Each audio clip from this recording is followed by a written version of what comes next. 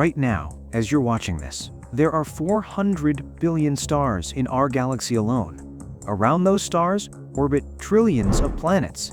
Billions of them are Earth-like, in the habitable zone, capable of supporting life. And our galaxy? It's just one of 2 trillion galaxies in the observable universe. The math says we shouldn't be alone. The math says the universe should be absolutely crawling with civilizations. Some of them billions of years older than us, advanced enough to have colonized entire star systems, built structures visible across light years, sent signals that saturate the cosmos. But when we point our telescopes at the sky, when we listen with our most sensitive instruments, we hear nothing, see nothing, an endless, impossible silence. And that silence breaks mathematics. It violates probability so severely that there are really only a few possible explanations, and every single one of them is deeply disturbing. Some suggest we're living in the final moments before extinction. Others suggest something out there is deliberately keeping the universe quiet. And a few suggest that reality itself isn't what we think it is. In a previous transmission from the Cosmic Codex, we took apart the simulation hypothesis. We used logic, we used mathematics to build the case that this is not a program. This reality is not a game. It is the base, the foundation. But that victory is not a comfort. It's a trap. Because if this universe is real, then the numbers, the math, it presents us with a contradiction so profound it threatens to break our understanding of everything. If we are not in a simulation, if this is all real, then where is everybody? So we are left staring at the silence. A silence made more profound because we know this universe is real. A paradox born from an equation that must be true but cannot be. The great silence is the code. It's a message. But what does it say? Does it say, you are the first? Does it say, be quiet or they will find you? Or does it say, we are here, but you are not ready to see us? The Cosmic Codex is open. The equation is on the page. And it is waiting for us, the only known variable, to solve for x. Let's start with the numbers, because the numbers don't lie. Our galaxy, the Milky Way, contains approximately 400 billion stars. Studies from the Kepler Space Telescope revealed that roughly 50% of Sun-like stars have at least one planet in the habitable zone. Conservative estimate, 11 billion Earth-sized planets in habitable zones in our galaxy alone. 11 billion potentially habitable worlds. Now, Earth is 4.5 billion years old. Life appeared about 3.8 billion years ago. That means life emerged within 700 million years of the planet becoming habitable. In cosmic terms, that's instant. It suggests that given the right conditions, life doesn't just maybe appear, it appears quickly, almost inevitably. But let's be extremely pessimistic. Let's say only 1 in 1,000 habitable planets actually develop life. That's still 11 million life-bearing worlds in our galaxy. Now let's add another filter. Let's say only 1 in 1,000 of those develop intelligent life. That's still 11,000 civilizations. One more filter, only 1 in 100 of those develop technological communication. 110 technological civilizations in our galaxy right now. And remember, our galaxy is not special. There are 2 trillion galaxies in the observable universe. Multiply those numbers out and you get a result so large it's almost meaningless. Trillions upon trillions of civilizations should exist. But here's where mathematics collides with reality. In 1950, physicist Enrico Fermi was having lunch with colleagues when he asked a simple question: where is everybody? If intelligent life is common, if technological civilizations exist, we should see evidence everywhere. Consider this. Our sun is relatively young, 4.6 billion years old. The oldest stars in our galaxy are over 13 billion years old. If a civilization arose on a planet around a star just 1 billion years older than our sun, they would have had a billion-year head start on us. Think about what humanity accomplished in just 200 years. From horses to rockets, from candlelight to nuclear fusion, from letters to quantum computers. Now scale that advancement not by hundreds of years, but by millions, billions. A civilization with a billion-year head start shouldn't just be detectable, they should be unavoidable. Their technology should be woven into the fabric of space-time itself. Yet, when we look up, nothing. This is the Fermi Paradox. And the proposed solutions? They're nightmares dressed up as science.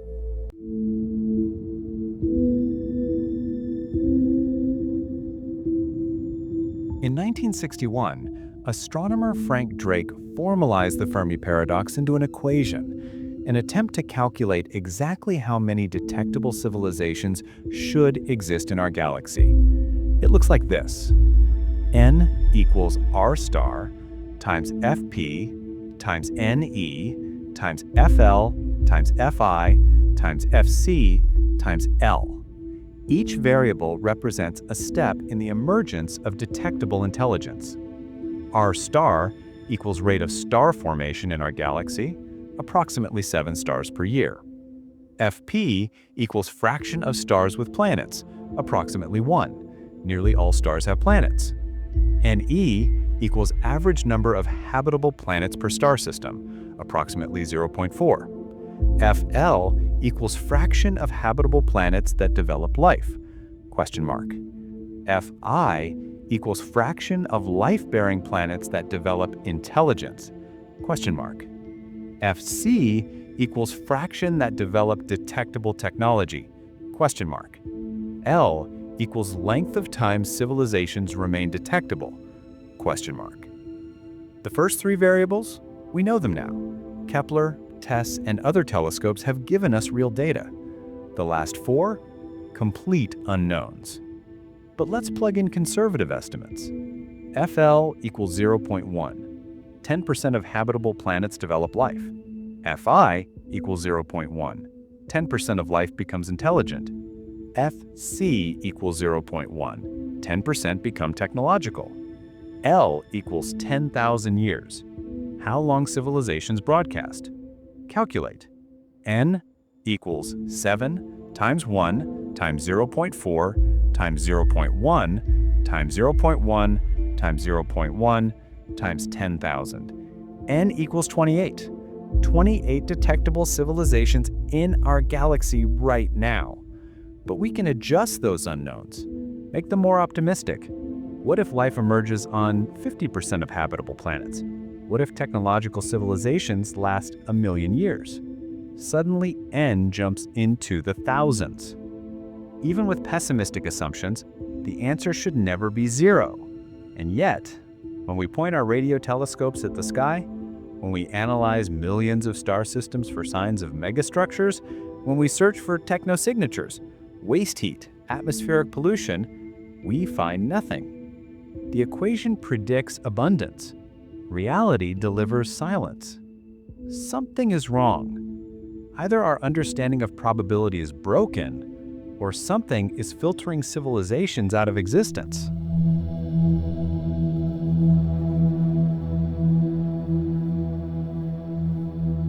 Imagine a ladder, a civilization ladder. Each rung represents a major evolutionary or technological milestone. Bottom rung, formation of a habitable planet. Next rung, emergence of life. Next, single cell to multicellular life. Next, intelligence. Next, tool use. Next, agriculture. Next, industrial revolution. Next, nuclear capability. Next, space colonization. Top rung, galactic civilization. Now here's the question that should terrify you. Somewhere on this ladder, there's a filter. A step so difficult, so catastrophically hard to pass, that it eliminates almost everyone who attempts it. We call it the Great Filter. And we don't know where it is. This paradox isn't cold equations. It's the soul of space. It whispers philosophy. Are we a fluke, scribbling meaning in an indifferent codex? Or guardians of the flame, destined to fill the silence? Think multiverse branches, quantum physics proving infinite realities where aliens thrive. But ours echoes hollow, or simulation echoes from our last vid. If code runs us, they might be programmers, silent by design. Option 1. The filter is behind us. Maybe the jump from non-life to life is absurdly rare. Maybe Earth is a 1 in a trillion miracle. Or maybe the jump from single-cell to multicellular life is the barrier. It took Earth 2 billion years to make that leap. If the filter is behind us, then we're safe. We made it through. The hard part is over. This is the optimistic scenario. Option 2, the filter is ahead of us. This is the nightmare. Maybe intelligent life is common. Maybe the galaxy has been full of civilizations, but they all die. There's a step on the ladder that kills everyone who reaches it. Nuclear war, climate collapse, artificial superintelligence, synthetic biology, nanotechnology, gray goo. Something we haven't even imagined yet. Maybe every civilization reaches a certain level of technological power and then destroys itself. And we're approaching that level right now. Think about it. We've had nuclear weapons for 80 years. We've almost used them multiple times. We're altering our planet's climate faster than ecosystems can adapt. We're building AI systems that might surpass human intelligence within decades. We're editing genes, creating synthetic organisms, developing technologies we barely understand. What if this is the filter? What if the reason we don't see anyone out there is because no one survives this stage? Here's the truly disturbing implication. If we discover evidence of another dead civilization, especially one more advanced than us, that's the worst news we could possibly receive. It would confirm the Great Filter exists. It would confirm it's ahead of us. It would mean our extinction is not just possible, it's probable. It's the default outcome. If the Great Filter lies ahead, our future looks grim. If it's behind, we're extraordinarily rare and precious. Either way, the stakes are enormous.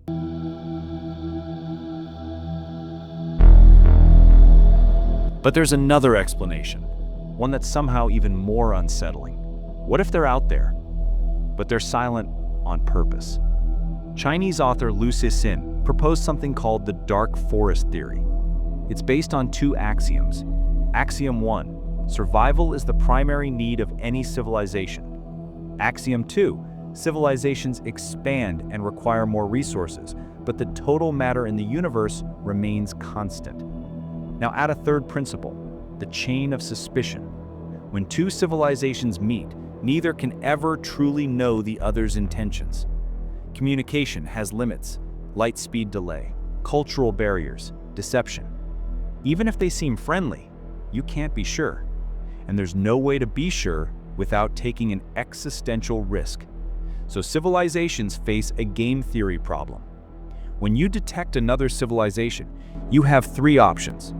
Option A, contact them, reveal your position, hope they're friendly. Option B, stay silent, stay hidden, observe from a distance. Option C, destroy them before they can destroy you. Here's the terrifying logic. If they're more advanced than you and hostile, choosing option A means extinction. If they're less advanced but become hostile later, choosing option A means future threat. The only safe move is option B or C. And between those two, option C eliminates future risk entirely. In a dark forest universe, the optimal strategy is detect, analyze, eliminate. No communication, no warning, no mercy. Just a relativistic kill vehicle traveling at 90% light speed fired from across the galaxy. By the time you see it coming, you have seconds to live. This would explain the silence perfectly. Every civilization learns this rule. Every civilization goes dark. They stop broadcasting. They hide their emissions. They watch and listen, but they never speak. Because speaking reveals your coordinates, and revealing your coordinates is suicide. Now think about what humanity has done. We've been broadcasting radio signals for over 100 years. Those signals have reached thousands of star systems by now. We sent the Voyager Golden Record with a literal map to Earth. We beamed the Arecibo message towards star cluster M13. We announced our existence to the cosmos. If the dark forest is real, we just painted a target on our entire species. Let's talk about something most videos ignore: the speed of colonization. Even with slower-than-light travel, a civilization could colonize the entire galaxy in a cosmically short time frame. Here's the math. Assume a civilization develops self-replicating probes, von Neumann machines. These probes travel at 10% the speed of light, slow by sci-fi standards, but achievable with near-future technology. Each probe reaches a new star system, builds copies of itself using local resources, then those copies continue outward. At 10% light speed, crossing the galaxy would take about 1 million years. Add time for replication and construction at each stop, let's say 1,000 years per system. Even with this delay, full galactic colonization would take roughly 10 million years. 10 million years, that's nothing in cosmic terms. The galaxy is 13.6 billion years old. Earth is 4.5 billion years old. Intelligent life has had billions of years to arise, develop technology, and spread. A civilization that started just 10 million years ago would have colonized the entire galaxy by now. Yet we see no evidence of this anywhere. No member structures, no Dyson swarms, no engineered star systems, no probes visiting our solar system. Nothing. This is sometimes called the wow signal in reverse.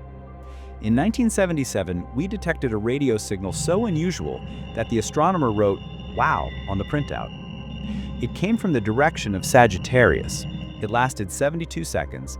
It never repeated. For decades, people speculated it was alien. It probably wasn't. Most likely a comet or natural phenomenon. But here's the thing. That was one ambiguous signal in 50 years of searching. If the galaxy were full of civilizations, we shouldn't be finding one weird signal. We should be drowning in them. Every frequency should be saturated. Every star system should show signs of engineering. The night sky should be loud. Instead, it's silent. Perfectly, impossibly silent. Now here's where things get really strange. What if the Fermi Paradox isn't about aliens at all? What if it's about the nature of reality itself?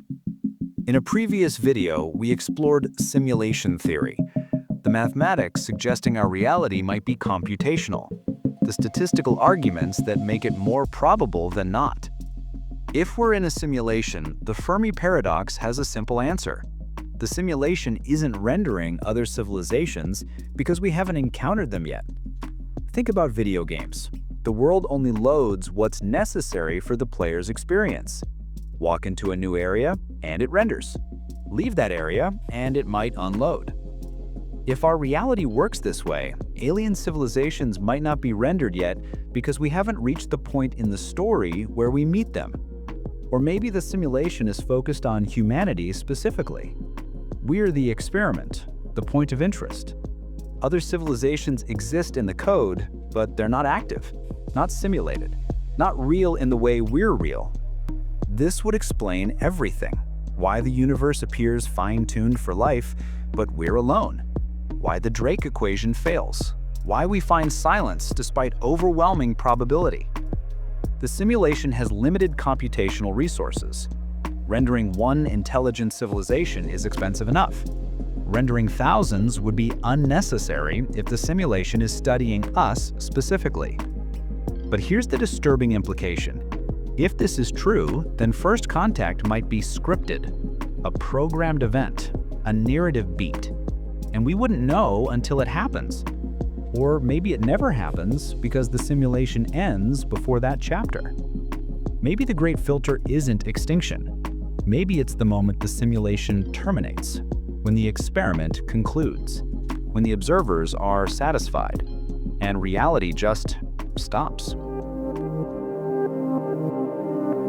Let's return to pure mathematics for a moment, because there's something deeply wrong with the probability calculations. The Drake equation assumes independence, that each variable is separate. But what if they're not?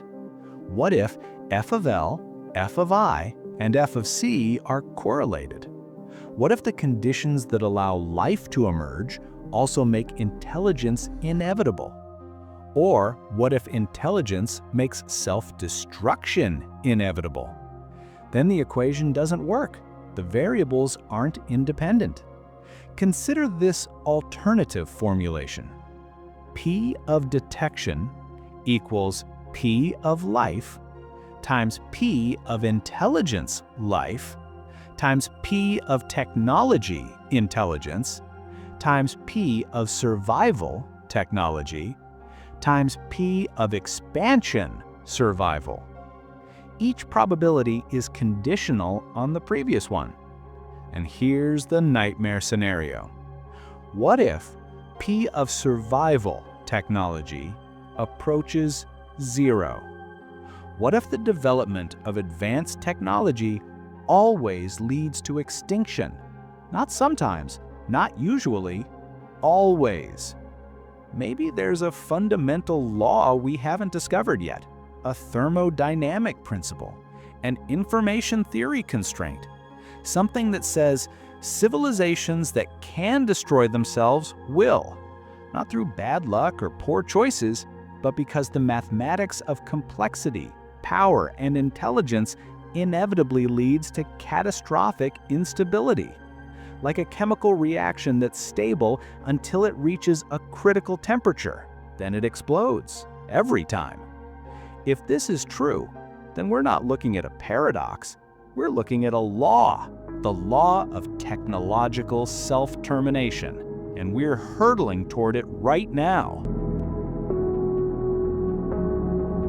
So where does that leave us? We've run the numbers, explored the theories, examined the implications, and every answer is disturbing. If we're alone, life is impossibly rare. We're a miracle that may never repeat. The universe is empty and always will be. If the filter is ahead, we're in the final act. Every technological civilization reaches this point and dies. We're next. If the dark forest is real, the universe is full of predators. We've already announced our location. Something might be coming. If they're hiding in plain sight, we're too primitive to notice. We're ants trying to understand fiber optics. The universe is full of life, and we're blind to it. If we're in a simulation, none of this is real. The paradox exists because the simulation isn't rendering what we're looking for. 5 explanations, 5 nightmares, and no way to know which is true. The Fermi Paradox isn't just a question about aliens. It's a question about existence, probability, survival, and the nature of reality itself. It forces us to confront the possibility that intelligence might be self-terminating, that consciousness might be a cosmic accident, that we might be utterly, completely alone. Or worse, that we're not alone, but we will be soon, because something is coming, or because we're about to destroy ourselves, or because the universe simply doesn't work the way we think it does. The cosmos is 13.8 billion years old. It spans 93 billion light years. It contains more stars than grains of sand on every beach on Earth. And when we listen, all we hear is silence. A silence so profound, so complete, that it breaks mathematics. Maybe the real question isn't, where is everybody? Maybe it's, why haven't we gone silent yet? And how much longer do we have before we do? Fermi's paradox is a cosmic mirror. It asks, are we typical or fragile and rare? The answer is not just academic. It is an instruction for how to live, how to plan, and how to value the future. The next signal we hear, or fail to hear, will change everything. The Voyager 1 probe is currently 15 billion miles from Earth. It carries the golden record, a greeting to the cosmos. It's been traveling for 47 years. In 40,000 years, it will pass within 1.6 light years of another star. If anyone is there, if anyone finds it, if anyone decodes the message, they'll learn that once, long ago, on a small blue planet orbiting an unremarkable star, there was a species that looked up at the stars and wondered, are we alone? And they never found out, because by the time the message is received, humanity might already be gone. Just another voice in the silence. Just another question in this cosmic codex with no answer.